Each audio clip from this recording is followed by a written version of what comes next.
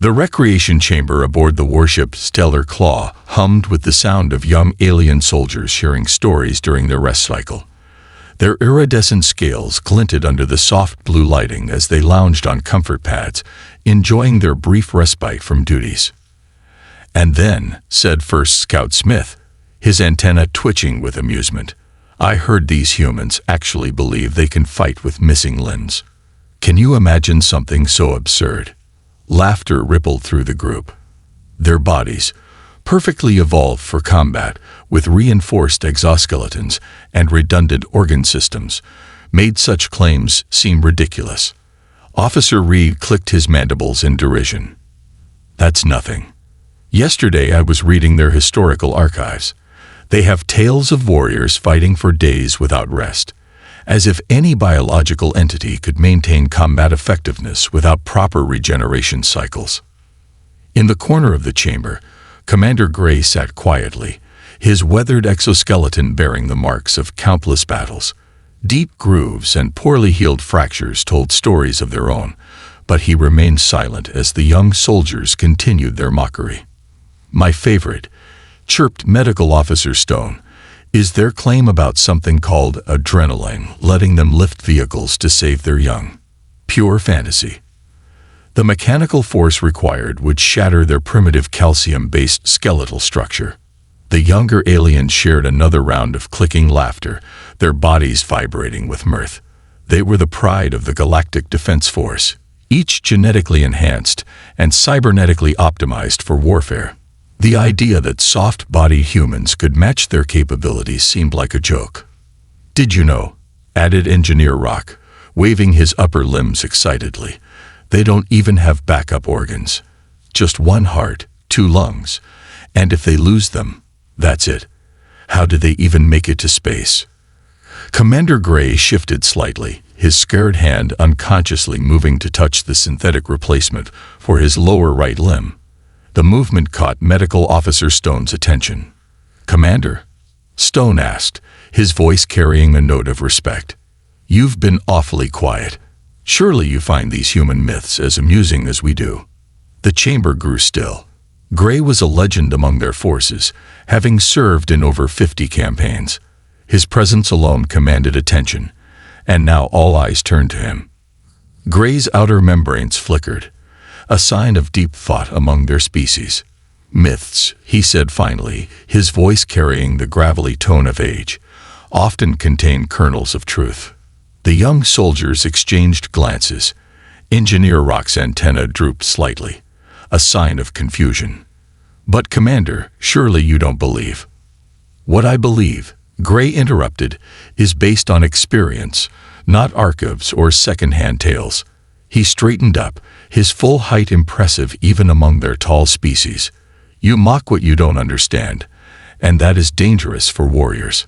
First Scout Smith leaned forward, his curiosity overtaking his earlier amusement. "Commander, have you actually fought humans?" The scared veteran's outer membranes flickered again, and this time the younger aliens noticed something they hadn't before. A slight tremor in his movements when the subject of humans came up. Was that fear? "Fought them." Gray's voice grew quieter, forcing them to lean in. "Yes, I've fought humans. And I'll tell you something, young ones. There's a reason we have peace treaties with them now. There's a reason why our high command strictly enforces those treaties." The recreation chamber grew so quiet that the hum of the ship's engines seemed loud in comparison. The earlier mockery felt suddenly childish as they watched their decorated commander's reaction. Would you tell us about it, sir?" Medical Officer Stone asked, his voice barely above a whisper. Commander Gray looked at each of them in turn, his compound eyes reflecting the blue light.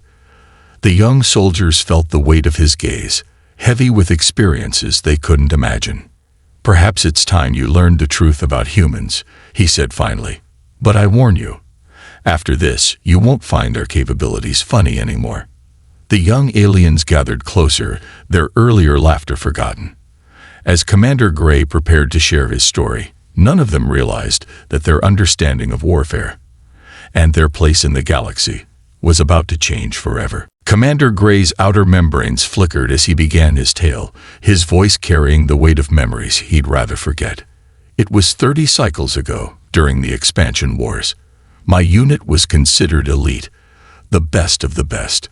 We'd never failed a mission, never lost a fight. Our bodies were perfectly engineered for combat, and we knew it. Pride was our first mistake. The young soldiers listened intently as their commander continued. We received orders to investigate a small human research outpost on the outer rim. Intelligence suggested it was lightly defended, just a handful of scientists with basic security. Our mission was simple: capture their technology and any survivors for study. We thought it would be easy. Gray's lower limbs shifted uncomfortably. There were 12 of us, dropping from orbit in stealth pods. The human facility sat in a clearing surrounded by dense vegetation. They had basic perimeter sensors, but nothing that could detect our advanced cloaking technology. We watched them for 3 days. He paused, his compound eyes dimming slightly. They seemed so fragile, soft-skinned creatures going about their work. No natural armor, no backup organs, no enhanced strength modifications. We saw them eating, sleeping, working. Such an inefficient species, we thought. How wrong we were. The recreation chamber remained silent as Gray continued. On the 4th day, we launched our attack at dawn. Everything went perfectly at first. We breached their perimeter without triggering any alarms. Our first target was their communications array, one precise shot, and they were cut off from help. But then, Gray's voice grew tenser. We encountered our first human defender. A single guard, caught in the open by 3 of our warriors. They shot him. Clean hits, right through his torso. By all logic, he should have fallen immediately. The young soldiers leaned forward, their earlier mockery forgotten. Instead, Gray continued. This human, with holes in his body that would have killed any of us instantly, raised his weapon and shot back. He killed 2 of our warriors before the 3rd could finish him. We lost 2 elite soldiers to what should have been a dead man. Medical Officer Stone's antennae twitched in disbelief. But that's impossible. With wounds like that, the blood loss alone. Impossible. Gray interrupted. We thought so too, but it was just the beginning. The gunfire had alerted the facility. We expected panic, chaos. Instead, we got organization, precision. These scientists, these supposedly soft researchers, moved like trained warriors. They had hidden weapons caches throughout the facility. Combat armor appeared from behind false panels. These weren't just scientists. They were military personnel disguised as researchers. But that wasn't what shocked us most. Commander Gray's scared hand traced the synthetic replacement for his lower right limb. We shot them, again and again, and they kept fighting. One human took a plasma bolt to the arm. The limb was practically vaporized. She cauterized it herself with a hot piece of metal and kept firing with her remaining arm. The young aliens shifted uncomfortably as their commander continued. Another human had his legs shattered by our heavy weapons. He dragged himself to a defensive position and held it for 20 minutes, taking down 3 more of our warriors before bleeding out. We'd never seen anything like it. By the time we secured half the facility, we'd lost 7 of our 12-member team.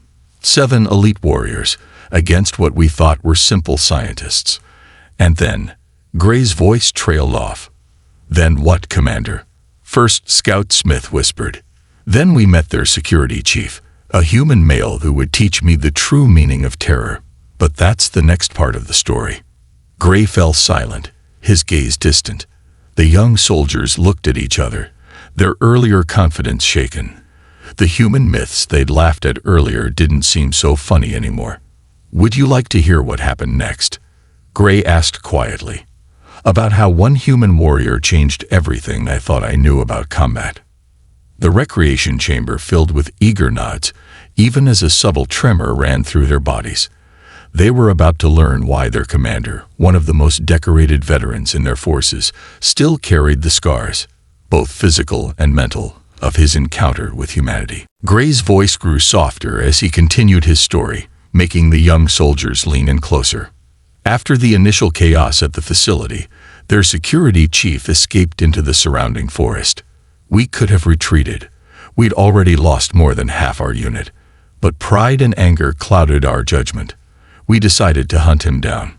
Commander Gray's outer membranes rippled with remembered tension. There were 5 of us left, still confident in our superior tracking abilities. We followed his blood trail through the dense vegetation. The human was badly wounded. We hit him at least 3 times during the facility breach. The forest was dark, with 3 moons casting shifting shadows through the canopy. Our enhanced vision gave us perfect clarity, and we could smell his blood in the air. It should have been an easy track and eliminate mission. The commander's scarred hands clenched. The first trap took out Walker. A simple cord across the path. Primitive technology. But when Walker tripped it, sharpened stakes swung down from the trees, straight through his armor's weak points. The human had set it up while bleeding out, calculating exactly where we'd step. Medical Officer Stone's antennae twitched nervously. But how could he think so clearly with such severe injuries? That's what we couldn't understand. Gray continued. The blood trail showed he was losing fluids rapidly. By our medical knowledge, he should have been unconscious, if not dead. Instead, he was thinking, planning, using the forest against us. We moved more cautiously after that, but it didn't help. The human had scattered false blood trails. We split up to cover more ground. Another mistake.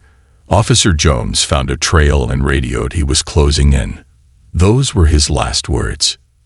The young soldiers sat in rapt attention as Gray described the scene. We found Jones's body 10 minutes later. The human had waited in a tree, dropping down on him from above. Hand-to-hand combat, something we thought humans would be too weak for. Jones's neck was broken, his armor pierced at the joints with a crude knife made from a broken piece of metal. 3 of us left now. The forest seemed alive with danger. Every shadow could hide death. The human was no longer prey. He had turned the hunt around. We were being stalked. Gray's compound eyes dimmed with the memory. Captain Miller died next. Another trap, this time a pit covered with vegetation. But not just a pit. The bottom was filled with sharp stakes, and Miller's impalement triggered an explosion. The human had somehow rigged one of our own plasma grenades that he'd taken from Jones. Just me and Lieutenant Green now. We could hear sounds in the forest. Deliberately made sounds.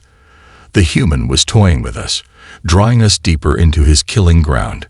Green snapped.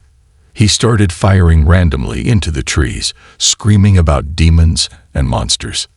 The commander's voice grew even quieter. The shot that killed Green came from behind us. Somehow, the human had circled around. 1 bullet, perfect placement at the base of Green's skull, right where our armor is thinnest. I spun around, but the human was already gone, melting back into the shadows. I was alone now. The elite unit that had started this hunt was reduced to a single survivor. And then I heard it, a sound that still haunts my sleep cycles. Human laughter echoing through the trees. The young soldiers unconsciously huddled closer together as Gray described the final moments of the hunt. The human's voice called out to me. His words were calm, controlled, showing no sign of the pain he must have been feeling. He said, "You wanted to learn about humans. Lesson's not over yet." Gray paused, his scared hand again touching his synthetic limb. "Would you like to hear what happened when I finally faced him? How I survived when the others didn't?"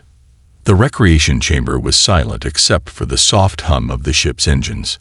The young aliens nodded, their earlier bravado completely forgotten, replaced by a growing understanding of why their commander treated human capabilities with such respect. "Very well," Gray said. "But remember, what comes next is why we have peace treaties now, why we never, ever want humans as enemies again." Commander Gray's antennae trembled slightly as he prepared to continue his story. The young soldiers noticed his outer membranes had taken on a paler shade, a sign of deep emotional stress in their species. I did something then that none of our kind had ever done in combat, Gray said. I tried to talk to him, to understand. I asked him how he could still fight with such severe wounds. His answer changed everything I thought I knew about humans. The commander's voice took on a clinical tone. He explained that humans evolved from pursuit predators. Their ancestors would chase prey until it collapsed from exhaustion. This gave them something unique, an ability to ignore their body's need to stop. But that wasn't all, Gray continued. The human told me about something called the fight or flight response. When humans face danger, their bodies undergo a complete transformation. Their blood vessels constrict to reduce bleeding. Their pain receptors shut down. Their muscles receive more oxygen. They become something else entirely. Medical Officer Stone's professional interest was clearly piqued. But, Commander, that kind of biological response should be impossible to maintain. The energy cost alone. Impossible. Gray clicked his mandibles in a harsh laugh. Look at me, young one. Look at my scars. Look at my synthetic limb. I learned that day that impossible means something very different to humans. The human explained that their bodies produce chemicals, adrenaline, endorphins, cortisol, that can push them far beyond their normal limitations. And the more desperate the situation, the stronger these chemicals become. First, Scout Smith's antennae drooped in confusion. But wouldn't that burn out their systems? Cause complete organ failure? Yes. Gray nodded. And they do it anyway. That's what makes them so terrifying. A human backed into a corner doesn't become weaker. They become stronger, more dangerous. Their bodies literally trade their future survival for present combat effectiveness. The commander's voice grew heavy with remembered awe and fear. He told me how human mothers have lifted vehicles weighing tons to save their young. How human soldiers have continued fighting with mortal wounds, their bodies literally being held together by nothing but sheer willpower and these chemicals. But the most frightening part, Gray's outer membranes flickered rapidly. They can't fully control this response. It's automatic, instinctive. A human doesn't choose to ignore pain or fight beyond their limits. Their body simply does it. It's encoded in their very DNA, a legacy of their evolution as persistence hunters.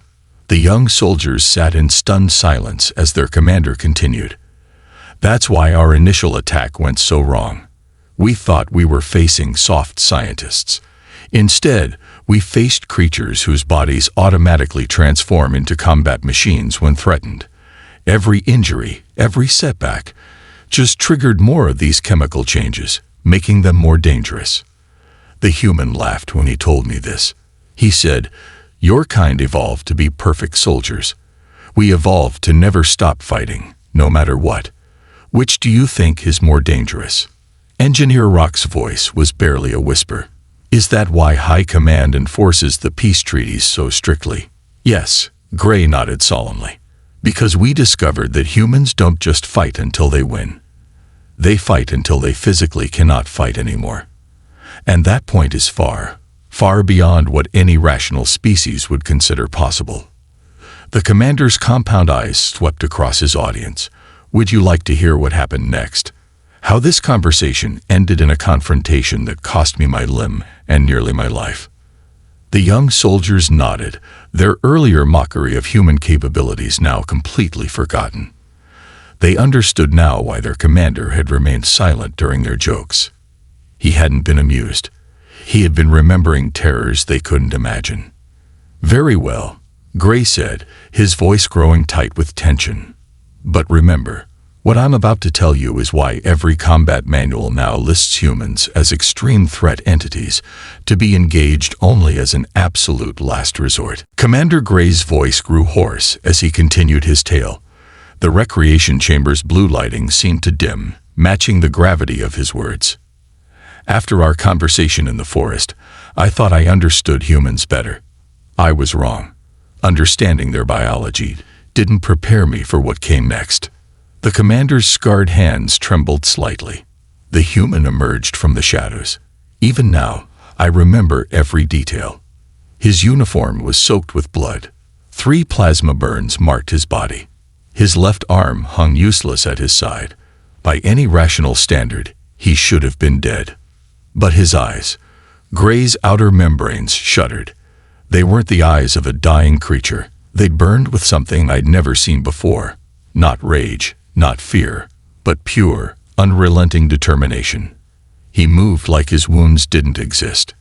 Our medical scans later showed he had a punctured lung, severe internal bleeding, and multiple fractures. Yet he moved with deadly precision. I raised my weapon, but he was faster. The young soldiers leaned forward as Gray continued. The first shot took my lower right limb. Clean hit, right at the joint. I fell, but my combat training kicked in. I rolled, returned fire. Hit him twice more. Center mass. The kind of hits that would drop any of us instantly. He didn't even flinch. Gray's voice carried a note of lingering disbelief. Just kept coming. I managed to get behind a fallen tree, called for emergency extraction. But he was always one step ahead. The human had circled around while I was distracted. He dropped from above, just like with Jones. But I was ready. We fought hand to hand, my 3 remaining limbs against his 1 good arm and sheer will. Commander Gray touched his scared face. That's when I learned another terrifying truth about humans. Their bones. They don't break clean like ours. They splinter. When the human struck me, his broken arm should have been useless. Instead, the jagged bone edges became weapons. The young aliens unconsciously touched their own smooth exoskeletons as Gray continued. He was dying. Every movement cost him blood he couldn't spare. But his eyes never changed. That same burning determination. No fear, no hesitation. Just the absolute certainty that he would complete his mission or die trying. I managed to land what should have been a killing blow, pierced straight through his remaining good shoulder with my blade arm. Do you know what he did? Gray asked, his voice dropping to a whisper. The soldiers shook their heads, entranced by the tale. He grabbed my blade arm with his impaled shoulder, locking me in place, used his broken arm to strike again and again, those splintered bones tearing through my armor. The pain was unbearable, but I couldn't break free. His grip was like industrial steel. That's when my emergency extraction team arrived. The human heard the ships coming. You know what he said to me. He said, "Remember this. Remember what happens when you cornered humans." Gray's outer membranes paled further. The extraction team had to pry his dead fingers off my arm. Even in death, his grip didn't loosen. The medics said his muscles had locked up, his last action preserved by his body's final surge of chemicals. The commander looked at each young soldier in turn. The human died there, in that forest. But he achieved his mission. The facility's core data was completely wiped. Half of our elite unit dead. The rest of us wounded or traumatized. All because we underestimated what humans are capable of. Would you like to hear what we learned later? Gray asked. About why humans are the way they are.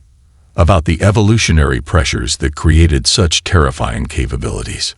The young soldiers nodded, their earlier bravado completely forgotten. They understood now that they weren't just hearing a war story. They were learning why their entire military doctrine had changed after first contact with humans. Very well, Gray said. But remember, what I'm about to tell you is why we now train our soldiers to avoid pushing humans to their breaking point. Because when humans break, they don't collapse. They transform into something nightmarish. Commander Gray's compound eyes reflected the dim light as he began explaining the deeper implications of his encounter. After that mission, our scientists became obsessed with understanding humans. They studied their history, their evolution, their biology. What they discovered terrified our high command. The commander pulled up a holographic display showing the human evolutionary path. Most species evolved to either fight or flee from danger. But humans? They evolved to do both. And more importantly, to keep doing it long past the point where other species would give up. Their ancestors weren't the strongest or fastest. Instead, they survived through sheer persistence. They would chase prey under the hot sun for days, following tracks, never stopping until their target collapsed from exhaustion. This gave them something unique in the galaxy: the ability to override their body's survival instincts. Medical Officer Stone's antennae twitched. But Commander, how did this make them such dangerous warriors? Because, Gray explained, these same traits that let them chase prey for days also let them fight beyond normal biological limits. Their bodies developed systems to keep functioning despite severe injuries, extreme exhaustion, or overwhelming stress. The holographic display shifted to show human internal biology. Look at their redundant systems. If their liver is damaged, other organs can take over some functions. If they lose blood, their bodies automatically redirect it to vital organs. Their bones can repair themselves, often becoming stronger at the breakpoints. But the most frightening part is their brain chemistry, Gray continued. Humans developed something called the runner's high, a reward system that releases pleasure chemicals during prolonged physical stress. This same system activates during combat. First Scout Smith's mandibles clicked in disbelief. They enjoy fighting. Not exactly, Gray corrected, but their bodies reward them for pushing through pain and exhaustion. The harder they push, the more these chemicals flow. It's a feedback loop that can keep them going far beyond what should be possible. The commander's voice grew grave. Our scientists discovered that human combat capabilities actually increase under severe stress. Their visual processing speeds up. Their strength multiplies. Their pain tolerance becomes almost unlimited. They enter what they call hyperfocus or combat flow. Most species, Gray explained, become less effective as they tire or take damage. Humans become more dangerous. Every injury, every setback, triggers more of these survival chemicals. They literally evolve into better warriors in the middle of a fight. The young soldiers shifted uncomfortably as their commander continued. There's a human phrase, fight like a cornered animal. But even that doesn't capture it. A cornered animal will eventually submit when it knows it's beaten.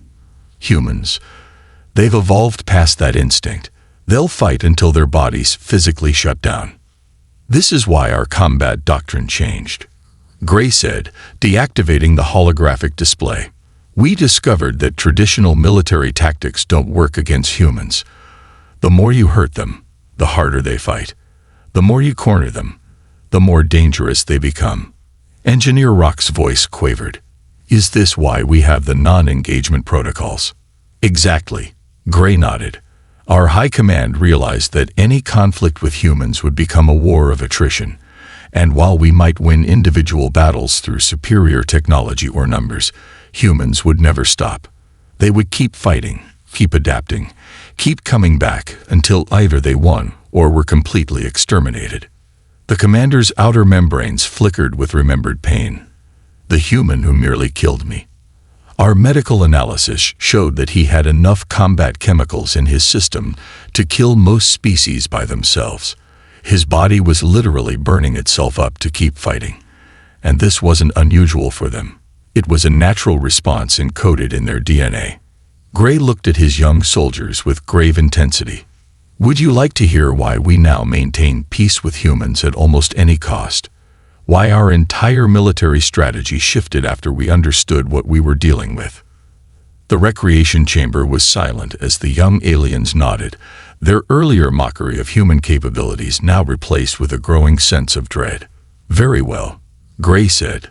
But remember, what I'm about to tell you is why we now consider humans to be one of the most dangerous species in the known galaxy, not despite their biological limitations, but because of them. Commander Gray rose to his full height, his scared form casting a long shadow in the recreation chamber's dim light. The peace treaties we have with humans aren't just political documents, he began. They're survival strategies. After studying my encounter, and others like it, our military analysts came to a frightening conclusion. You see, we thought our superior biology made us perfect warriors. Multiple hearts, redundant organs, enhanced strength, regenerative capabilities. But humans, Gray's outer membranes flickered rapidly. Humans showed us that being a perfect warrior isn't about having the best biological systems. It's about never stopping, no matter what. Our high command ran simulations of full-scale war with humans. The results were disturbing. The commander's voice grew heavy. We would win the first battles, maybe even the first few campaigns. But humans? They would study every defeat, adapt, improve, and they would never, ever stop. First Scout Smith's antennae drooped. But surely our superior technology would mean nothing in the long run, Gray interrupted, because humans have another trait we didn't understand at first. They learn from failure. Every defeat makes them stronger, more determined. Where other species see failure as a sign to retreat, humans see it as a lesson.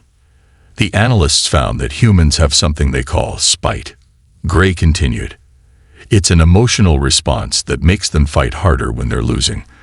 They'll sacrifice everything, their resources, their bodies, their lives, just to prove their opponent wrong. The commander activated another holographic display, showing statistics from various human conflicts. Look at their history. Every time a technologically superior force thought they had defeated humans, the humans came back stronger. They don't accept defeat. They just change tactics and keep fighting. That's why our peace treaties are so strictly enforced, Gray explained, because we realize that any conflict with humans would only end one of two ways. Either they would win or both sides would be destroyed. There is no middle ground with them. Medical Officer Stone's professional curiosity got the better of him. But Commander, surely their biological limitations are their greatest strength. Gray cut in. Because they evolved knowing they had these limitations.